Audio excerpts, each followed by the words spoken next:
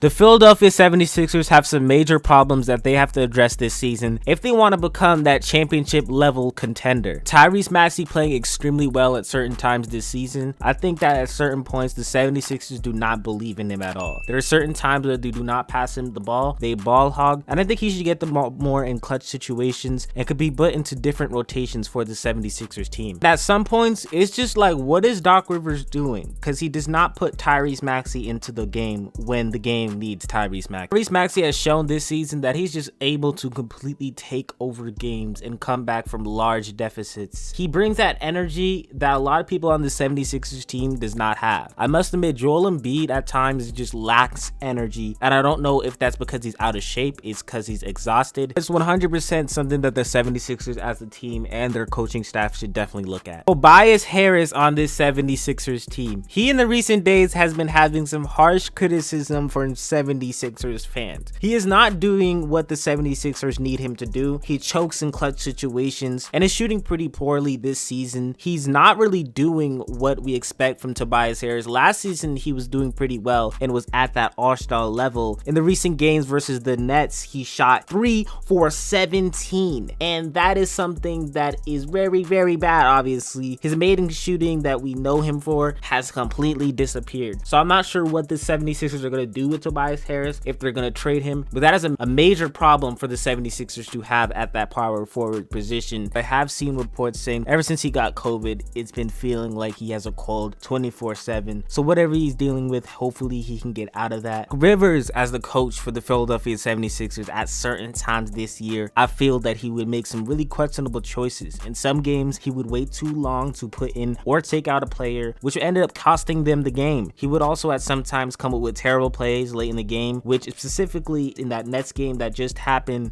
Doc Rivers waited way too long to put in Seth Curry. I feel like a certain time in that fourth quarter, it was that time to put in Seth Curry because he was doing very good in that game. He finished with 29 points. He was a player that was lighting up the Nets. There's stuff like that that Doc Rivers does that is just very bad and is costing the 76ers games. Nets, they had very few players in that game because of the health and safety protocols. The 76ers should have won that game, and I feel like the coaching has costed them that game. And now onto the Ben Simmons situation. With the Ben Simmons trade most likely going to happen, the 76ers need to make the right trade. The pressure is 100% on Daryl Morey to make this thing go right. If it goes wrong, that is going to be a major problem for this 76ers team. Now onto the last problem, which I think a lot of you did not think I would talk about. Embiid at times for the 76ers looks very noticeably exhausted on that team. He's drenched in sweat, he looks very slow, and he looks maybe that he's out of shape. And I think at times he definitely should be receiving criticism from 76ers fans,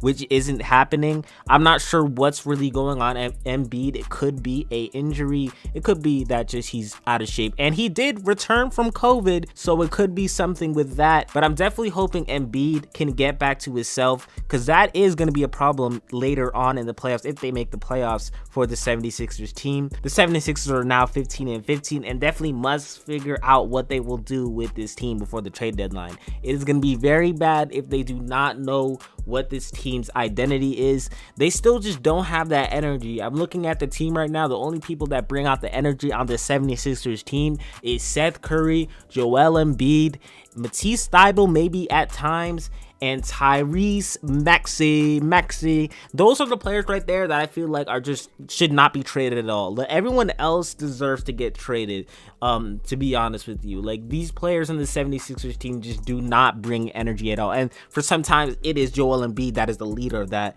So they should take a look into that and really understand what's going on with Embiid.